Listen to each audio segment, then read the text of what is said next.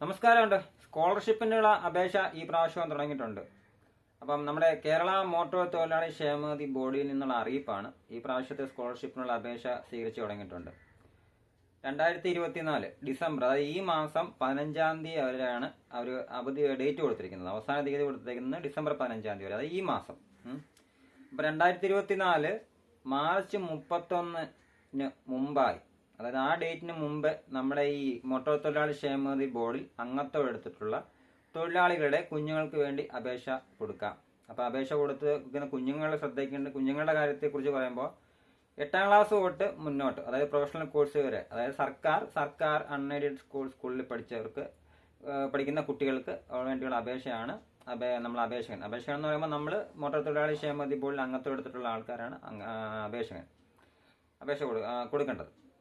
അപ്പം ഈ professional course പഠിക്കുന്നവരൊക്കെ നമ്മൾ സർക്കാർ മെറിറ്റിൽ സീറ്റ് സംവരണം ലഭിച്ചതായിരിക്കണം, അല്ലാത്തവർക്കില്ല.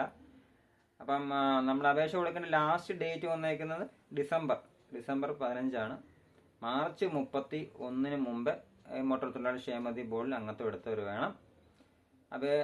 അംഗത്വം എടുത്തവർക്ക് അപേക്ഷിക്കാൻ പറ്റത്തുള്ളൂ. അപ്പോൾ അപേക്ഷ കൊടുക്കുന്നത് നമ്മളാണ്, അതായത് മോട്ടോർ തൊഴിലാളി ക്ഷേമനിധി ബോർഡിൽ അംഗത്വം എടുത്തിട്ടുള്ള നമ്മുടെ കുഞ്ഞുങ്ങൾക്ക് വേണ്ടിയാണ് അപേക്ഷ കൊടുക്കുന്നത്, അറിയാലോ.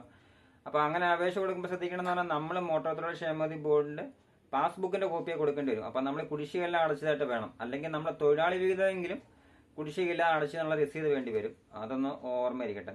പിന്നെ വേണ്ട രേഖകളെന്ന് പറഞ്ഞു കഴിഞ്ഞാൽ ശ്രദ്ധിക്കേണ്ടത് നമ്മുടെ, അതായത് മോട്ടോർ തൊഴിലാളി ക്ഷേമനിധി അംഗത്വം എടുത്തിട്ടുള്ള നമ്മുടെ ഇതുപോലെ വണ്ടി ഇപ്പോൾ ഓടുന്ന വണ്ടിയുടെ RC ബുക്കിന്റെ കോപ്പി വേണം, ആധാർ വേണം, പിന്നെ നമ്മുടെ പാസ്ബുക്കിന്റെ കോപ്പി വേണം.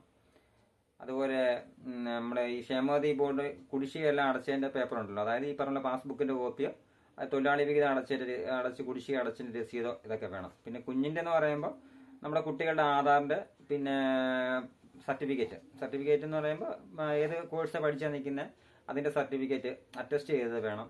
പിന്നെ അപേക്ഷാ ഫോം നമുക്ക് ലഭിക്കുന്നതെന്ന് പറഞ്ഞു കഴിഞ്ഞാൽ മോട്ടോർ തൊഴിലാളി ക്ഷേമനിധി ബോർഡിൽ കിട്ടും, പിന്നെ അക്ഷയ സെന്ററിൽ കിട്ടും. നമുക്ക് പിന്നെ ഓൺലൈൻ സൈറ്റ്, അതായത് മോട്ടോർ തൊഴിലാളി ക്ഷേമനിധി ബോർഡിന്റെ സൈറ്റിൽ കയറി കഴിഞ്ഞാലും അപേക്ഷാ ഫോം കിട്ടും. അപ്പം അത് എല്ലാവരും മേടിച്ച് പൂരിപ്പിച്ച് അപേക്ഷ കൊടുക്കുക, വെച്ച് താമസിപ്പിക്കേണ്ട. കഴിഞ്ഞ പ്രാവശ്യം നമുക്ക് ഡേറ്റ് നീട്ടി തന്നായിരുന്നു, അനൗൺസ്മെന്റ് ഉണ്ടായിട്ട് പോലും നമുക്ക് 1 മാസത്തോളം പിന്നെ നീട്ടി തന്നു. അപ്പോൾ ഈ പ്രാവശ്യം അങ്ങനെ ഉണ്ടാവുമെന്ന് അറിയാൻ പറ്റത്തില്ല. അവസാന ഡേറ്റ് പറഞ്ഞേക്കുന്നത് ഡിസംബർ 15. അപ്പോൾ എല്ലാവരും ഈ അംഗത്വം എടുത്തിട്ടുള്ള നമ്മുടെ കുഞ്ഞുങ്ങളെ 8ാം ക്ലാസ് തൊട്ട് മുകളിലോട്ടാണ് പഠിക്കുന്നതെങ്കിൽ അവർക്ക് വേണ്ടി നമ്മൾ അപേക്ഷ സമർപ്പിക്കുക. ഓക്കെ.